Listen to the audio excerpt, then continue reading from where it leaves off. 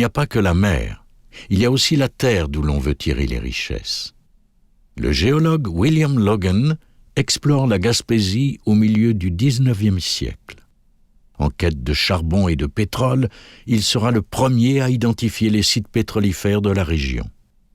Vers 1860, on fore les premiers puits dans le secteur de Gaspé, où l'on avait constaté des suintements d'huile et de pétrole. Mais aucune nappe ne semble assez importante. La mer seule est généreuse. En 1913, à l'occasion d'un congrès de l'International Geological Society, on inaugure ce petit parc pour rendre hommage à William Logan, véritable père de la géologie au Canada.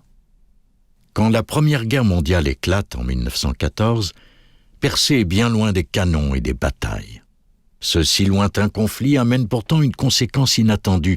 Ce seront des années exceptionnelles de pêche à cause de la forte demande de morue salée en Europe, surtout en Italie. Sa production va même jusqu'à doubler. Après la guerre, cependant, la pêche ralentit, les prix baissent, c'est la récession et la misère. 2 plaques fixées dans la pierre de ce parc rappellent la participation des jeunes de Percé aux grands conflits mondiaux. Pendant la Première Guerre, plusieurs connaîtront là-bas la vie horrible des tranchées, bien loin de l'air salin et du rocher, complètement dépaysés. Parmi ces soldats, 3 ne reviendront pas. Leur nom est inscrit ici, enfin près de la mer.